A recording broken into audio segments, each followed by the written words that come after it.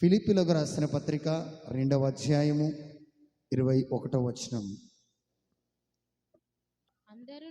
అందరూ సొంత కార్యములనే చూచుచున్నారు గాని యేసుక్రీస్తు కార్యములను చూడరు. ఏం చేస్తున్నారట? సొంత కార్యాలు చూసుకుంటున్నారట. అంటే తమ సొంత పనులు చూసుకుంటున్నారు.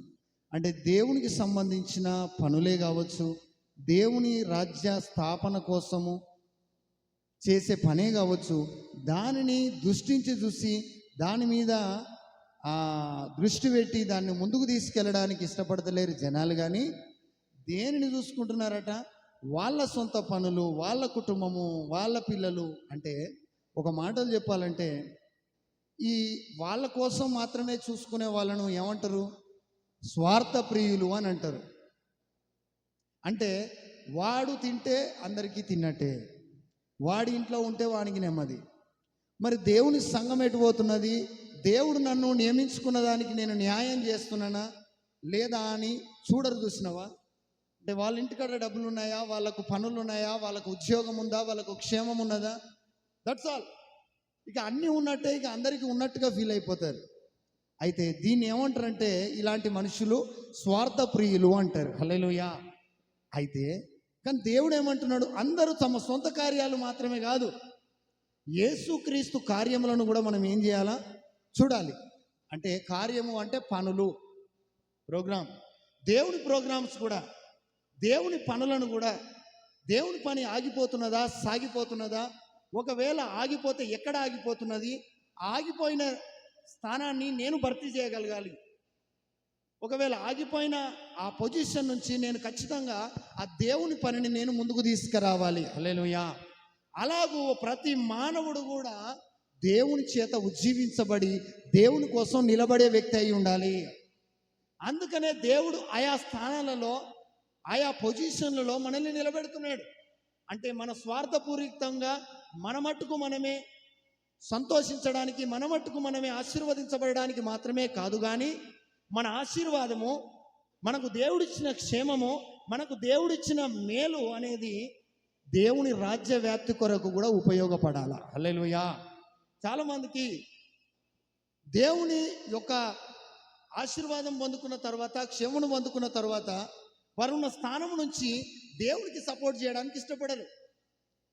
వాళ్ళు ఏమనుకుంటారంటే ఇది నా జ్ఞానమును బట్టే నేను పొందుకున్నా కావచ్చు, ఈ ఉద్యోగం నా జ్ఞానమును బట్టి, ఈ క్షేమము నా జ్ఞానమును బట్టి అనుకుంటారు. కానీ కలిగి ఉన్నదేది ఆయన లేకుండా కలగలేదు. హల్లెలూయా. నీవు ఏది కలిగి ఉన్నావో అది ఆయన లేకుండా కలగలే. దేవుడు కలిగిస్తేనే నీకు ఆ స్థితి వచ్చింది.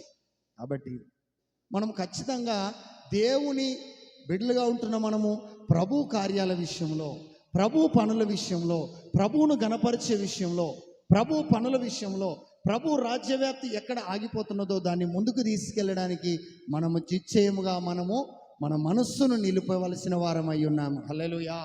అయితే ఒక వ్యక్తి ఉన్నది యొక్క పరిశుద్ధ గ్రంథంలో, ఆమె దైవ జనురాలు కాదు, దేవుని యొక్క సావాసంలో ఉన్న వ్యక్తి కూడా అంతగా కాదు, భయంకరమైన వృత్తిలో ఉన్న వ్యక్తి. కానీ భయంకరమైన వృత్తిలో ఉన్నది.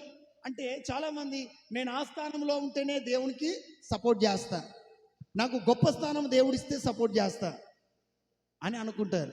నేను కోటీశ్వరుని అయితే దేవునికి బాగా సహాయం చేసేవాడిని, లేకపోతే నేను బాగా జ్ఞానము దేవుడు నాకు ఇస్తే నేను సపోర్ట్ చేసేవాడిని, నాకు జ్ఞానం లేదు కాబట్టి నేను సపోర్ట్ చేయను అనుకుంటా ఉంటారు. కానీ నీకు దేవుడు ఇచ్చిన దానిని బట్టే, నీ ఉన్న స్థానములో నుంచే నువ్వు దేవునికి సపోర్ట్ చేయవచ్చు. ఎక్కడి నుంచమ్మా? లేని స్థానం నుంచి కాదు. నీవు ఏ స్థానంలో ఉన్నావో, నీకు దేవుడు ఏ పొజిషన్ అయితే ఇచ్చినాడో, నీవు ఏ స్థితిలో ఉన్నా కూడా నువ్వు దేవునికి ఏం చేయొచ్చు? నువ్వు అన్యునిగా ఉన్నా కూడా దేవునికి నువ్వు సపోర్ట్ చేయవచ్చు. హల్లెలూయా. నువ్వు బాప్తిసం తీసుకున్నా తీసుకోకపోయినా దేవునికి సపోర్ట్ చేయవచ్చు. అట్లా అని చెప్పేసి బాప్తిసం తీసుకోవద్దు అని చెప్పట్లే. బాప్తిసం తీసుకున్న తర్వాతనే స్వార్థ చెప్పాలట అని కాదు. నీకు తెలిసిన దానిని, నీవు కలిగి ఉన్న దానిని అనేకులను నువ్వు ప్రకటించవచ్చు. హల్లెలూయా. అయితే అందుకోసం ఒక మాట చదువుకుందాం. యెహోషువ గ్రంథము 2వ అధ్యాయం 1వ వచనం 2వ వచనం. నూను కుమారుడైన యోషువ ఆ, వేగుల వారైన 2 మనుషులను పిలిపించి, ఆ, మీరు పోయి ఆ దేశమును ముఖ్యముగా ఎరుకోను ఆ, చూడుడని వారితో చెప్పి yes, చిత్తిము నొద్ద నుండి ఆ, వారిని రహస్యముగా పంపెను. ఆ, వారు వెళ్లి ఆ, రహాబను ఒక వేశ్య ఇంట ఆ. చేరి అక్కడ దిగగా, చాలు, హల్లెలూయా. ఎక్కడ దిగినారు వీళ్ళు? ఎరికో పట్టణపు గోడ మీద ఏమున్నది? ఒక రాహాబు అనే వేశ్య గృహము అక్కడ నిర్మించుకున్నది. హల్లెలూయా. గోడ మీద అంటే ఆ ఎరికో పట్టణం యొక్క గోడ చాలా పెద్దది, చాలా వెడల్పుగా ఉన్నదనమాట. అంటే ఒక మాటలు చెప్పాలంటే ఒక ఇల్లు నిర్మించుకునే అంతగా గొప్పగా ఉన్నది. అంత బలంగా పెట్టుకున్నారు. అంత బలంగా ఎందుకు నిర్మించుకున్నారు గోడలు అంటే, ఇజ్రాయేలీయుల పక్షాన ఉన్న దేవుడు చాలా గొప్పవాడు.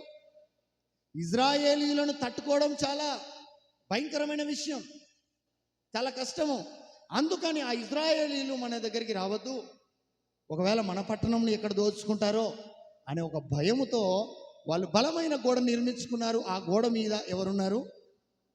రాహాబు అనే ఒక వేశ్య. హల్లెలూయా. అంటే ఆమె వృత్తి ఏంటిది? వేశ్య వృత్తి, పాస్టర్ వృత్తి కాదు. మీకులాగా ఏదో ఒక పని చేసుకొని బ్రతుకుతలే. ఆమె అలాంటి వృత్తిలో ఉన్నది. అంటే చెప్పుకోవడానికి కూడా అసహ్యకరమైన పరిస్థితిలో ఆమె ఉన్నది.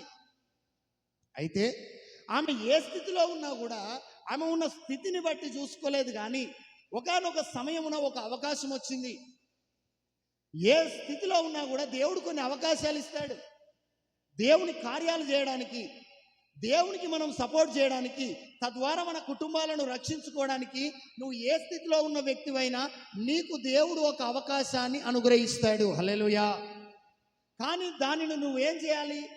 చాలా జాగ్రత్తగా గమనించి, ఇది దేవుడు నాకు ఇచ్చిన అవకాశం, ఇందులో నుంచి నేను దేవుని నామాన్ని ఘనపరిచి నా కుటుంబాన్ని రక్షించుకోవాలి, నా పిల్లలను, నా యొక్క భవిష్యత్తును చక్కగా చేసుకోవాలి అని గనక నువ్వు ఉద్దేశిస్తే పక్కగా నీ కుటుంబం కట్టబడుతుంది. అవకాశం వచ్చినప్పుడు వదిలిపెట్టేసుకొని మరలా అవకాశం కోసం ఎదురు చూడడం కాదు. అది నువ్వు ఉద్యోగ అవకాశమైనా, నువ్వు మారు మనసు పొందే అవకాశమైనా, మరి ఏ అవకాశమైనా, అవకాశం వచ్చినప్పుడు దాన్ని ఖచ్చితంగా ఏం చేయాలా? సద్వినియోగపరచుకోవాలి. దేవునికి సపోర్ట్ చేసే అవకాశం వచ్చినప్పుడు, దేవుని గణపరిచే అవకాశం వచ్చినప్పుడు ఖచ్చితంగా దానికి మనము సపోర్ట్ చేసి మనము మన బాధ్యతను నిర్వర్తించే వారమై ఉండాలి. హల్లెలూయా. చాలామంది ఏమనుకుంటారు అంటే, కొంతమందిలో కొన్ని ఆలోచనలు ఏముంటాయంటే, నేను సపోర్ట్ చేయకపోతే ఎవరైనా చేస్తారులే, ఎవరైనా పాటలు పాడతారులే. నీకొచ్చిన అవకాశాన్ని నువ్వు ఉపయోగించుకుంటే అదే నిన్ను విజయ తీరాలకు చేరుస్తుంది. అవకాశం దేవుడు ఒట్టికి ఇవ్వలేదు, నీ బ్రతుకు బాగు కావడం కోసం అట్టి అవకాశం ఇచ్చినాడు. దాన్ని నువ్వు సద్వినియోగపరచుకోవాలి. రాహాబు వేశ్య ఆ ఎరికో గోడ మీద ఇల్లు కట్టుకొని ఉన్నది. ఆమె వేశ్య వృత్తికి సంబంధించింది. సడన్గా ఒకరోజు ఈ యొక్క నూను కుమారుడైన యెహోషువ, మోషే తరువాత ఇజ్రాయేలు జనాంగానికి నాయకుడుగా నియమించబడ్డవాడు యెహోషువ. హల్లెలూయా. ఆయన ఏమంటున్నాడంటే, ఆయనతో దేవుడు అన్నాడు, వేగుల వారిని పంపించేసి అన్నప్పుడు ఆ యొక్క ఎరికో పట్టణానికి వేగుల వారిని పంపించినాడు. అంటే రాయబారులు, అంటే తెలుసుకోవడానికి, గూఢాచారులు. హల్లెలూయా. అంటే అక్కడున్న పరిస్థితులు ఏంటి, ఆ యొక్క పట్టణం పరిస్థితి ఏంటి, ఆ ఎరికో రాజు పరిస్థితి ఏంటి, మనం ఏ ప్రణాళికతోటి వెళితే ఆ పట్టణాన్ని మనము స్వాధీనపరచుకోగలుగుతాం. ప్రతిదానికి ఒక ప్లాన్ ఉంటుందా, ఉండదామా? ఏ పని చేయాలని ఒక ప్రణాళికబద్ధంగా వెళుతాం. అలాగే యెహోషువ గారు కూడా ఒక ప్రణాళిక వేసుకొని ఆ ప్రణాళికబద్ధంగా 2 మనుషులను ఎక్కడికి పంపినాడు? రాహాబు అను ఆ ఎరికో పట్టణానికి పంపినాడు. పంపితే అక్కడ వీళ్ళకు ఎవరు సహకరించే వాళ్ళు లేరు యాక్చువల్గా. కానీ ఒక స్త్రీ మాత్రము ఆమె కలిగి ఉన్నది వేశ్య వృత్తి అయినా, ఆమె భయంకరమైన స్థితిలో ఉన్నా ఆమె ఏం చేయడానికి ఇష్టపడుతున్నదంటే ఆ వేగుల వారికి సహకరించడానికి సిద్ధపడుతున్నది. హల్లెలూయా. ఏమి గుర్తించింది ఆమెనంటే, వీళ్ళ దేవుడు చాలా గొప్పవాడు, వారిని పంపిన దేవుడు గొప్పవాడు, వాళ్ళ నాయకుడు గొప్పవాడు. కాబట్టి వాళ్ళ దేవుని సేవకులకు నేను సపోర్ట్ చేస్తే నా కుటుంబం ఖచ్చితంగా ఏదో రకంగా ఇట్టి పాపము నుంచి, ఆ వచ్చే ఉపద్రవము నుంచి నా కుటుంబం విడిపించబడుతుంది అని ఒక చిన్న ఆశ. హల్లెలూయా. ఆ అవకాశం రాగానే, మరి ఎలాంటి అవకాశము? మరి ఒకవేళ ఆమె చేర్చుకుంటే ఎవరు ఏమన్నారు ఆమెను? రాజు ఊరుకుంటాడా? అసలు ఎవరు రావద్దని చెప్పేసి ఆల్రెడీ గేట్లన్నీ మూసేసి ఉంచుతున్నారు 24 గంటలు. అది ఏదైనా ప్రత్యేకమైన అవసరత ఉంటే తప్ప ఆ గేటు ఓపెన్ చేయరు వాళ్ళు. ఎవడున్నా కూడా అదే పట్టణంలో ఉండాలి, బయటికి రాకూడదు. బయటికి పోవాలంటే పర్మిషన్ కావాలి, దానికి ఆధారాలు కావాలి. అయితే అట్టి భయంకరమైన స్ట్రిక్ట్ రూల్స్ ఉన్నాయి యెరికో పట్టణంలో. మరి అలాంటప్పుడు రాజు ఊరుకుంటాడా? ఎవరైనా బయటి వాళ్ళు మన యొక్క పట్టణంలోకి మనము చేర్చుకున్నామన్న సంగతి తెలిస్తే, అందుకనే ఎక్కడ నిలబడ్డది ఆమె అంటే ఒక మాట చదువుకుందాం. ఎజ్కేల్ రాసిన గ్రంథము త్వరగా 22వ అధ్యాయము 30వ వచనం. నేను దేశమును పాడు చేసుకున్నట్లు ప్రాకారమును దిట్టపరచుకుంటకు బద్దలైన సందులలో నిలుచుటకును తగిన వాడెవడని నేను ఎంత విచారించినను ఒక్కడైనను కనబడలేదు. చాలు. హల్లెలూయా. ఏం చేస్తలేరట? బద్దలైన సందులలో నిలబడడానికి. హల్లెలూయా. అనగా ఇప్పుడు యెరికో పట్టణము రాజు ఒకవేళ నేను ఈ వేగుల వారిని ఇంట్లోకి తీసుకున్నానే విషయం తెలిస్తే ఈ యొక్క రాహాబు వేశ్యను ఉంచుతాడా? భయంకరంగా శిక్షిస్తాడు. అసలు అవసరమైతే మరణానికి కూడా అప్పగిస్తాడు. అంటే భయంకరమైన రూల్స్ అని తెలిసినా కూడా ఎవరి కోసం నిలబడుతున్నది ఆమె? దేవుడు పంపిన మనుషుల కోసం నిలబడుతున్నది. హల్లెలూయా. ఎందుకులే నాకు ఈ రిస్క్, ఎందుకులే నాకు ఇబ్బందిలో ఇరుకులో పడడం నాకెందుకు? దైవ సన్నిధికి వెళితే, దేవుని నమ్ముకుంటే ఇలాంటి అవమానాలు నిందలు వస్తాయట. మరి నమ్ముకోవడం ఎందుకు? ఆ రిస్క్ జోన్లకు నేను ఎందుకు పోవాలి? సువార్త చెప్తే ఇలాంటి అవమానాలు వస్తాయట. మరి అలాంటి అవమానకరంగా మనకెందుకులే అనే జోన్లో ఆమె లేదు. కానీ ఆమె ఎసొంటి పరిస్థితిలో ఉన్నా కూడా ఆమె ఉన్న సిచ్యువేషన్ను, ఆమె మీదకి వచ్చే ఉపద్రవాలను చూడలేదు, వాటిని రాజు నుంచి వచ్చే వాటిని. కానీ ఏం చూస్తున్నది? నాకు వచ్చిన అవకాశాన్ని నేను ఉపయోగించుకుంటా. హల్లెలూయా. అందుకని బద్దలైన సందులలో నిలబడడానికి ఎవరు ఇష్టపడరు? తగిన వాడెవడైనా ఉన్నాడా అని విచారిస్తే చాలా గొప్ప గొప్ప వాళ్ళు ఉన్నారు యెరికో పట్టణంలో. కానీ ఎవరు కూడా ఈ వేగుల వారిని చేర్చుకోవడానికి ఇష్టపడలే, వాళ్ళకి ఇన్ఫర్మేషన్ ఇవ్వడానికి ఇష్టపడలే. కానీ రహాబు వేశ్య మాత్రం ఏమంటుందో తెలుసా? ఆ సందులో నేను నిలబడతాను. హల్లెలూయా. ఆ రిస్క్ జోన్లో నేను నిలబడతా. ఎక్కడున్నది మీ ఇల్లు? ప్రాకారం మీద ఉన్నది, అంటే గోడ మీద కట్టుకున్నది ఇల్లు. త్వరగా వాళ్ళని పైకి తీసుకొని వాళ్ళని లోపలికి తీసేసుకొని వాళ్ళని చక్కబరిచిన తర్వాత సడన్గా ఏం జరుగుతున్నదో తెలుసా? రాజుకు వర్తమానం వెళ్ళిపోయింది. రాజుకు వర్తమానం వెళ్ళగానే రాజు ఏం చేసినాడు? భటులను పంపించేసినాడు ఇంటికి. నీ ఇంటికి ఎవరు వచ్చినారట? వేగుల వారు వచ్చినారట. ఎవరో మనుషులు వచ్చినారట. ఎక్కడ వాళ్ళు అని అడిగినా కూడా అద్భుతమైన తెలివిని కనబరిచి వాళ్ళని దొరకకుండా ఆమె ఏం చేస్తున్నదో తెలుసా? ఇంట్లో దాచిపెట్టినది. హల్లెలూయా. వాళ్ళని చక్కని మార్గం ఏర్పాటు చేసింది. చాలామంది అసలు పరిస్థితులు రాగానే ఏం చేస్తారు తెలుసా? ఈ కుండ తీసి ఇక ఎక్కడెత్తేస్తారు? బయట ఎత్తేసి ఇక నాకు సంబంధం లే. ఈ సందర్భం ఎవరు చేసింది తెలుసా? పేతురు గారు. ఇదే సందర్భం. నువ్వు కూడా యేసయ్యతోటే ఉన్నావు అంటే ఏమంటున్నాడు? ఆయన అంటేనే నాకు తెలియదు. అయ్యో పాపం, పేతురు అంత ఘోరంగా మాట్లాడింది ఏంది పాస్టర్? నిజంగా పేతురును బాగా శిక్షించాలనుకుంటున్నావా? అయితే నిన్ను కూడా శిక్షించాలి. మరి నీవేమనుకుంటున్నావు? నీవు కూడా ఆయా సందర్భాలలో అదే పరిస్థితులు కలిగి ఉంటున్నావు. అసంటి రిస్క్ జోన్లు దేవుని రాజ్య సువార్త విషయంలో వచ్చినప్పుడు, సంఘము విషయంలో వచ్చినప్పుడు, ఉపద్రవాలను సంఘం ఎదుర్కొన్నప్పుడు ఏం చేస్తున్నాడు మనిషి? అబద్ధం ఆడుతాడు, తప్పించుకోవడానికి ప్రయత్నం చేస్తున్నాడు. గొప్ప గొప్ప వాళ్ళు నిలబడలేకపోయినారు, కానీ ఒక వేశ్య వృత్తిలో ఉన్నప్పటికీ ఆమె నిలబడడానికి సిద్ధపడ్డది. హల్లెలూయా. అందుకే ఒక మాట చెప్తున్నా, నువ్వు ఏ స్థానం ఉన్నదనే విషయం కాదు, నువ్వు ఎక్కడ ఉన్నావు అనేది విషయం కాదు, ఎంత డబ్బులు ఉన్నాయనే విషయం కాదు, నువ్వు ఎంత జ్ఞానం ఉన్నదనేది విషయం కాదు. దేవుని కోసము చేసే మనసు ఉన్నదా లేదా అనేదే పాయింట్. వేశ్య అయిన రహాబుకు ఆ మనస్సు ఉన్నది. అందుకని ఆమె ఆ రిస్క్ను కూడా భరించి, చాలామంది రిస్క్ లేకుండా ఉంటే చేయడానికి ఇష్టపడతారు. రిస్క్ సంబంధించిన పరిస్థితులు వస్తే ఏం చేయరు, అందులోకి వెళ్ళరు, అందులోకి వెళ్ళడానికి ఇష్టపడరు. ఇంకా కొంతమంది ఇంకా ఎలా ఉంటారంటే వెళ్ళేటోళ్ళను కూడా ఏం చేస్తూ ఉంటారు, అడ్డుకుంటూ ఉంటారు, ఆటంకపరుస్తూ ఉంటారు. నేను పోతలే, నువ్వు కూడా పోతావా, నువ్వు పోతే నీకు ఇట్లా కష్టం వస్తుంది, ఇలా ఇబ్బందులు పడతావు, అలా ఇబ్బందులు పడతావు, అలా అవమానాలు వస్తాయి, ఇలా నిందలు వస్తాయి, ఇక్కడ కేసు బుక్ అవుతుంది, అక్కడ కేసు బుక్ అవుతుంది. ఒకవేళ ఆ కేసులో చుట్టూ మనం తిరగలేక ఇబ్బందులు పడతాం. మనకెందుకు, పడేటోడే పడతాడులే. ఇది కాదు దైవ సంబంధమైన మనస్సు. ఇలాంటి వారు దేవుని రాజ్యానికి పాత్రులు గారు. ఆయన వెంబడించేవాడు సమస్తాన్ని విడిచిపెట్టి తన సిలువను ఎత్తుకొని వెంబడించాలట. హల్లెలూయా. ఆ స్థితి అన్నమాట. ఈమె అట్లాంటి సిచ్యువేషన్ అక్కడ కనబడుతున్నా రూల్స్ అంతా భయంకరంగా వచ్చినాయి. మొత్తము చుట్టూ గోడ నిర్మించేసి ఎక్కడ ఎవరు ఏమి లీక్ చేసినా కూడా వాళ్ళని పట్టుకొచ్చి లోపడేసేయాల. బలమైన రూల్స్ వచ్చినాయి.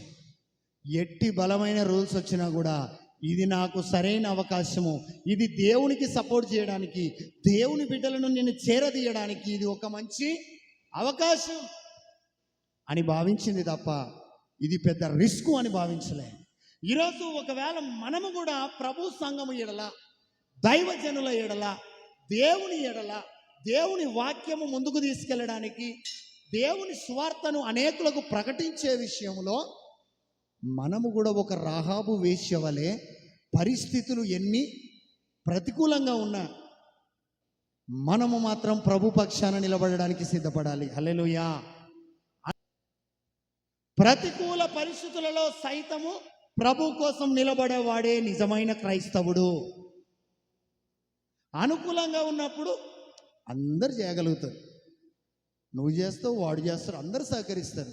ప్రతికూలం అంటే ఏమీ లేని స్థితిలో ఉన్నప్పుడు, భయంకరమైన దారిద్ర్యతను ఉన్నప్పుడు, అందుకనే ఏలియా గారు వచ్చి ఒక మాట ఆమెను అడుగుతాడు, ఏమని, అమ్మా నాకు ఒక అప్పము, నీకడ పిండి ఉన్నది కదా, నూనె ఉన్నది కదా, ఒక అప్పం నాకు చేసి అమ్మా అని అంటే అది ప్రతికూల పరిస్థితి, అనుకూల పరిస్థితి చెప్పాల.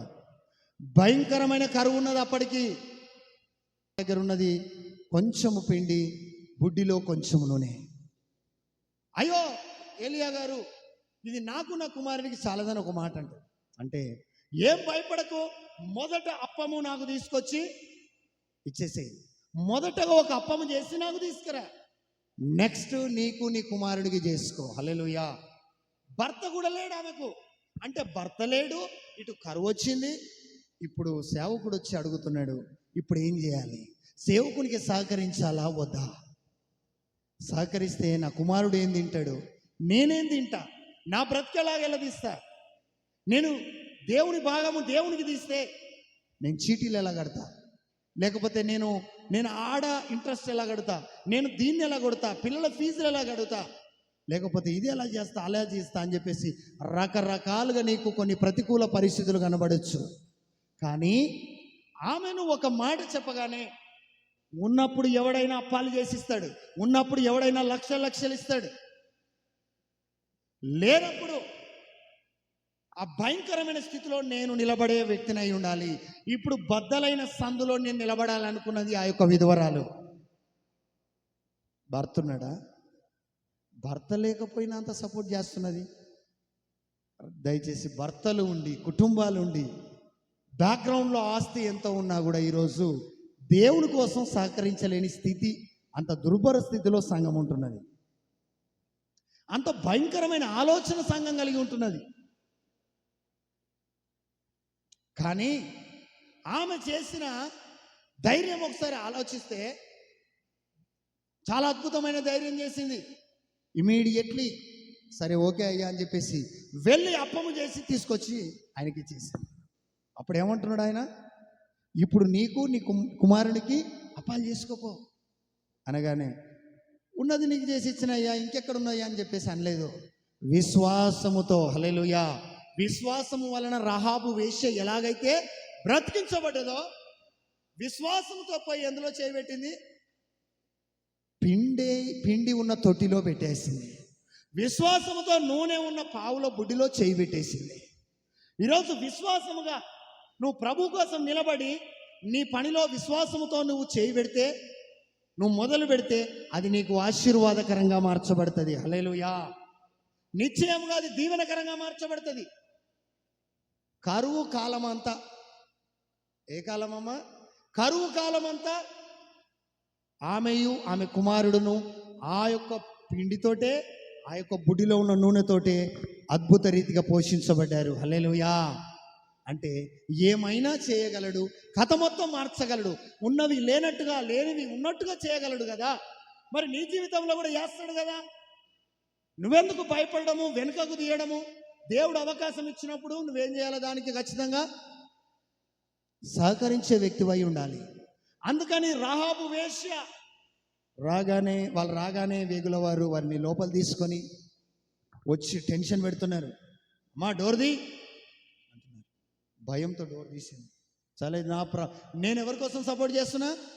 నేను దేవాతి దేవుడు పంపిన మనుషుల కోసం నేను సపోర్ట్ చేస్తున్నా. దేవుడు నాకు సపోర్ట్ చేయడా? ఖచ్చితంగా చేస్తాడు. ఈరోజు నువ్వు రియల్గా ప్రభు కోసం నిలబడితే, ప్రభు కోసం నిలబడ్డప్పుడు ఒకవేళ సమస్య నిన్ను చుట్టుముడితే నువ్వు గుర్తించవలసింది ఏందో తెలుసా? నేను ప్రభు కోసం నిలబడ్డాను, నా ప్రభువు నా కోసం నిశ్చయంగా నిలబడతాడు. హల్లెలూయా. నిలబడతాడు, నన్ను నడిపిస్తాడు, నన్ను పుట్టించిన వాడు నన్ను పోషిస్తాడు అనే విషయాన్ని నువ్వు గమనించాలి. ఆ విశ్వాసం నీలో ఉండాలా? ఆమెకున్నది ఆ విశ్వాసం. వేసి అయినా కూడా విశ్వాసం ఉన్నది. ఈరోజు దేవుని బిడ్డగా ప్రమోట్ చేయబడ్డ నీకు కూడా విశ్వాసం ఉంటలే, ఏం లాభం?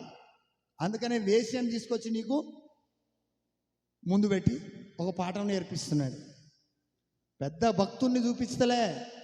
వేశ్య వృత్తిలో ఉన్న వ్యక్తికి అసలుంటిది దేవుని మీద ఏమొచ్చింది? ఆమెకు విశ్వాసం వచ్చింది. ఆమె జీవితమును మార్చబడ్డది. వెళ్తూ వెళ్తూ వాళ్ళని క్షేమంగా మరలా రిటర్న్ పంపించేస్తుంది. పంపించేటప్పుడు ఆమె అడుగుతుంది ఒక మాట. ఏమన్నా తెలుసా? అయ్యా, నేనైతే నా ప్రాణాన్ని అడ్డుపెట్టి నేనేం చేసిన? మీకు సహాయం చేసిన. మీ దేవుడు గొప్పవాడన్న సంగతి నాకు తెలుసు. అందుకోసమని మీకు నేను సపోర్ట్ చేసిన. ఈ పట్టణాన్ని మీరు స్వాధీనపరచుకోవడానికి వస్తారు కదా. వచ్చినప్పుడు ఈ పట్టణాన్ని నాశనం చేయడానికి వస్తారు కదా. మరి వచ్చినప్పుడు నన్ను, నా కుటుంబాన్ని మాత్రం మీరు ఏం చేయండి? జ్ఞాపకం చేసుకోవాలి. నా కుటుంబాన్ని పాడు చేయొద్దు అని రిక్వెస్ట్ చేస్తున్నది. హల్లెలూయా. నువ్వు దేవుడి కోసం నిలబడి, అందుకని మలాకీ రాసిన గ్రంథంలో కూడా ఒక మాట ఉంటుంది. మీరు దేవుని భాగమును 10వ భాగమును మందిరంలోకి తీసుకొచ్చట, మీరు దేవుణ్ణి ఏం చేయాలంటే శోధించిన ఎడలా ఆకాశ వాక్యములు విప్పి పట్టజాలనంత సమృద్ధిని దేవుడు ఇస్తాడట. ఈమె కూడా చేసినాక శోధిస్తున్నదా, చేయకముందా? వాళ్ళని క్షేమంగా లోపలి తీసుకున్నది, మంచి భోజనం పెట్టింది, అన్నీ చూసుకున్నది. వస్తున్న ఆ శత్రువు, ఆ రాజు పంపిన మనుషులలో నుంచి కూడా ఈమెను ఏం చేసింది? ఆమె తప్పించింది, దాటిచ్చింది. ఎంత తెలివి! చాలామంది మా భర్త ఉండేది ఉంటే నేను కూడా చేద్దును, కానీ నాకు ఎవరు వెనక ముందు ఆసరా లేదు. ఆమెకు ఎవరున్నారు? పట్టుదల ఉండాలా, ప్రభు కోసం చేయాలన్న మనసు ఉండాలి. ఏది అడ్డు కానే కాదు. హల్లెలూయా. దరిద్రత అడ్డు కాదు ప్రభుకు సహాయం చేయాలంటే. తెలివి లేనితనం అడ్డు కాదు. నీకున్న జ్ఞానంతో దేవుని కోసం మాట్లాడుతావు. సాకులు వెతుకుతూ ఉంటారు. ఆమె సాకులు వెతకలే. సజీవుడైన దేవుని బిడ్డల కోసము తన ప్రాణాన్ని సైతం పెట్టేసి అప్పుడు అడుగుతున్నది ఏమని? అయ్యా, మిమ్మల్ని అయితే క్షేమంగా నేను పంపించేస్తున్నా. రియల్లీ మిమ్మల్ని పంపించే క్రమంలో నేను మస్తు వేదనను ఎదుర్కొన్నా. అయితే నాకు ఒక చిన్న సహాయం చేస్తారా? చెప్పండి. నీకు ఏ సహాయం కావాలో నేను చేస్తాను అన్నప్పుడు, మీరు ఈ దేశాన్ని పట్టుకోవడానికి వచ్చినప్పుడు, ఈ పట్టణాన్ని పట్టుకోవడానికి వచ్చినప్పుడు నన్ను, నా కుటుంబాన్ని, నా తండ్రి ఇంటి వారిని ఏం చేయండి? జ్ఞాపకం చేసుకోండి. మమ్మల్ని వాళ్ళతో కూడా నాశనం చేయొద్దు అని అడిగితే వాళ్ళంటారు, రియల్లీ నీవు చెప్పిన మాట చొప్పున మేము వచ్చినామన్న సంగతి ఎవరికి చెప్పకుండా నీవు కనుక ఈ యొక్క విషయాన్ని నువ్వు దాచిపెట్టి ఎవరు కూడా బయట లీక్ చేయకపోతే నిశ్చయముగా మేము మరలా వచ్చినప్పుడు నిన్ను జ్ఞాపకం చేసుకుంటాము. హల్లెలూయా. నీవును నీ కుటుంబ సభ్యులు నీ తండ్రి ఇంటి వారు బ్రతుకుతారు, మిగతా వాళ్ళందరూ చనిపోతారు అని చెప్పి, మరి దానికి నాకు ఆనవాలు కావాలి, ఏదన్నా ఒక ఆనవాలు ఉంటేనే కదా అని అన్నప్పుడు ఒక ఎర్రని తొగరు దారం ఇచ్చి వాళ్ళకు ఆమెకి ఇచ్చేసి, ఈ తొగరు దారము మమ్మల్ని ఈ గోడ కిటికీ నుంచి మమ్మల్ని కిందికి దింపేసినావు కదా, ఎందుకంటే లాక్ చేస్తున్నది గోడ, గేట్ పెట్టేసిండు, వీళ్ళు గోడ మీద ఉన్నారు, మరి వీళ్ళు కిందికి పోవాలంటే ఎట్లా? గేట్ తీస్తారా? అక్కడ తీయరు. ఎవరు నువ్వు అని అడుగుతారు, పట్టేసుకుంటారు ఇక. కాబట్టి ఎలాగని చెప్పేసి ఆమె తెలివిగా వాళ్ళను కిటికీ నుంచి కిందికి ఒక తాడేసి ఆ గోడ నుంచి కిందికి దింపేసింది. హల్లెలూయా. అద్భుత రీతిగా దింపేసి, ఆ దింపేసినప్పుడు అడిగిన మాటకు వాళ్ళు ఒక దారం ఇచ్చేసి, ఈ కిటికీ నుంచే మమ్మల్ని దింపినావు కదా, ఈ కిటికీకి నువ్వేం చేసుకో, ఈ యొక్క దారాన్ని కట్టుకో, దట్స్ ఆల్. మేము వచ్చినప్పుడు నీ తండ్రి ఇంటి వారందరినీ కూడా ఈ ఇంట్లోనే పెట్టేసుకో. ఈ దారాన్ని చూసినప్పుడు సంహార దూత దాటిపోతుంది, మీరు విడిపించబడతారు. మేము వచ్చినప్పుడు మిమ్మల్ని బయటికి తీసుకొచ్చిన తర్వాతనే వీళ్ళని ఆ దేశాన్ని పట్టుకుంటాం అని మాటిచ్చి వాళ్ళు వెళ్ళడం జరుగుతుంది. హల్లెలూయా. అలాగున రాహాబు వేశ్య తన తండ్రి ఇంటి వారందరూ కూడా దేవుని చేత కాపాడబడ్డారు, బ్రతికించబడ్డారు. యెరికో పట్టణంలో భయంకరమైన వృత్తిలో ఉన్న ఆమె విధేయతతో, ఆమె ప్రభువును చేర్చుకోవడం మూలాన, ఆమె ప్రభు కార్యం కోసం ఆలోచించడం మూలాన, ప్రతికూల పరిస్థితులలో సైతం ఆమె సపోర్ట్ చేసి ప్రభు కోసం నిలబడడం మూలాన ఆమె రక్షించబడ్డది. ఈరోజు మన కుటుంబాలలో కూడా మనకు ఎన్నో ప్రతికూల పరిస్థితులు ఉంటాయి. ప్రతికూల పరిస్థితి ఏదైనా, అనుకూల పరిస్థితులు నీకు రాకపోవచ్చు, ఉన్న పరిస్థితులలోనే దేవుని కోసం వాడబడడానికి ఇష్టపడాలి, ఉన్న పరిస్థితులలోనే దేవుని కోసం నిలబడడానికి సిద్ధపడాలి. ఆమె విధవరాలే, ఈమె కూడా అదే స్థితి. ఈ ఇరువురు కూడా అవకాశాన్ని ఏం చేయలేదు, దుర్వినియోగపరచుకోలేదు. మరి దేవుడు కూడా నీకు ఎన్నోసార్ల సువార్త చెప్పే అవకాశం ఇస్తున్నాడు, సంఘానికి సపోర్ట్ చేసే అవకాశం ఇస్తున్నాడు, నిన్ను ఆయా స్థితిలో నిలబెట్టి నువ్వు చేయొచ్చు అని అంటున్నాడు. కానీ నువ్వేం చేస్తున్నావు? నిర్లక్ష్యం చేస్తున్నావు. ఒకవేళ నువ్వు దానికోసం పనిగట్టుకుంటే మనం ఇంతమంది ఎందుకుంటాం? ప్రభు కోసం మనం పని చేస్తే ఒక గొర్రె మళ్ళొక గొర్రెని కానాలా వద్దా? వీళ్ళకైతే పిల్లలు కావాలి, మరి దేవునికి పిల్లలు వద్దా? నీకైతే పిల్లలు కావాలి, నీకైతే ఆస్తులు కావాలి. ఆస్తులు కూడా ఏం పెట్టాలి? వీళ్ళకు ఆస్తి కూడా ఏం పెట్టాలి? పిల్లలు పెట్టాలి. అదే ఇంట్రెస్ట్ పెరగాలి, కొన్న ఫ్లాట్కు రేటు పెరగాలి, ఉన్న పైసలకు ఎక్కువ వడ్డీ రావాలి, లేకపోతే ఇంకేదేదో ఆశిస్తూ ఉంటారు. మరి దేవునికి ఉండదు ఆశ? నా సంఘము విస్తరించబడాలి, నా రాజ్యం అద్భుతంగా కట్టబడాలి, నా మందిరంలో అనేక ఉపకరణములు ఉండాలి, పాడైపోతున్న ప్రజలు కూడా ప్రభునామములో రక్షించబడాలి. మరి ఆయన కూడా ఆశ ఉన్నది. మరి నీకు వచ్చిన అవకాశంతో నీవు ఆయన ఆశను తీర్చేవాడవై ఉండాలి. ఇల్లే అడుగుడు సరిపోతుంది. ఏమని? ఆశయ, చిన్ని ఆశయ, ఓ ఏసయ్యా నీవే తీర్చాలయ్యా. దేవుడు కూడా అంటాడు, ఆశరా, నాకు ఆశరా, నువ్వే నా ఆశ తీర్చాలి. ఏం ఆశ? నశించిపోతున్న బిడ్డలను రక్షించాలి నువ్వు అనేది, నువ్వు వాళ్ళకు సువార్త చెప్పాలి, వాళ్ళను మందిరానికి తీసుకొని రావాలనేది నా ఆశ. హల్లెలూయా. దేవుని ఆశ. నీ ఆశలు బాగానే ఉన్నాయి, నీ కోరికలు బాగానే ఉన్నాయి, దేవుని కోరికను ఎక్కడ మన చేసినావు? రాహాబు వేసే దేవుని కోరికను ఏం చేసింది? నెరవేర్చింది. దేవుడు పంపిన మనుషులను ఏం చేసింది? చేరదీసింది. అందుకనే రాహాబు వేశ్య యేసుక్రీస్తు వంశవలిలో కూడా చేర్చబడ్డది. యేసయ్య వంశవాళిలో చేర్చబడ్డది. అంత గొప్ప స్థానం వచ్చింది ఎవరికి? వేశ్య స్థితిలో ఉన్న రాహాబుకి. మరి నీకు రాదా? దేవుడు కూడా అద్భుతమైన స్థానం ఇస్తాడు. కాబట్టి నీవేం చేయాలా? వచ్చిన అవకాశాలను, ప్రతికూల పరిస్థితులైనా ప్రభు కోసం నిలబడడానికి ఇష్టపడు. నిశ్చయముగా ఆమె కుటుంబాన్ని బ్రతికించిన దేవుడు, ఏలియా పోయి ఒక విధవరాలను అడిగితే ఆ విధవరాలని ఎట్లయితే ఆ అప్పమియ్యగానే ఆమె కుటుంబం అద్భుత రీతిగా ఏమైపోయింది, దీవించబడ్డది. కరువు కాలం అంతా ఏమైందట, ఆమె పోషించబడ్డది. ఇప్పుడు కూడా మన యొక్క దేశంలో పరిస్థితులు కూడా ఎట్లున్నాయి? అనుకూలంగా ఉన్నాయా, ప్రతికూలంగా ఉన్నాయా? ప్రతికూలమైన పరిస్థితులే ఉన్నాయి. కానీ నువ్వు ప్రభు కోసం సహకరిస్తే ప్రతికూల పరిస్థితులన్నీ నీకు కనుమరుగైపోతాయి. ప్రతికూల పరిస్థితులను దేవుడే కనుమరుగు చేస్తాడు. కాకపోతే నీవు మాత్రము ఆ ప్రతికూల పరిస్థితులలో ప్రభు కోసం నిలబడాలి. వర్షం వస్తుంటే పరిగెత్తుకుంటూ పోయి, వర్షం వస్తుంది కాబట్టి ఆరాధన ఏం చేస్తాంరా వానలా అని పరిగెత్తుకుంటూ పోయి షెడ్ కింద పడేటోడు కాదు. వర్షం వచ్చినప్పుడు ఉన్నోడే గొప్ప మందిరం కట్టినప్పుడు కూడా అందులో ఉంటాడు. హల్లెలూయా. ఈ కష్టంలో ఉన్నోడే ఆ సుఖంలో కూడా వీడు పాలిభాగస్తుడు అవుతాడు. చాలామంది ఏం చేస్తారు తెలుసా, ఇప్పుడు చిన్నగా ఉన్నది కదా చర్చి, ఇప్పుడు రారు చర్చికి. ఇదే మందిరాన్ని తీసుకొచ్చి ఒక గ్రౌండ్లో పెట్టుకుంటే అందరికి చైర్లేసి పెద్ద స్టేజ్ వేసి ఆర్కెస్ట్రా పెడితే అప్పుడు వచ్చి నేనున్నానని అందరూ అంటారు. ఇక దేవుడు నేనైతే ఏం ఆలోచిస్తే తెలుసా, ఇప్పుడు కాదు, ఇప్పుడు అందరూ వస్తారు. ప్రతికూలం పరిస్థితి, 100 మెట్లు ఎక్కి రావడం ఏ పరిస్థితి? ఎన్ని మెట్లు ఎక్కుతున్నారు మీరు? 100 మెట్లు ఎక్కి వస్తున్నారు.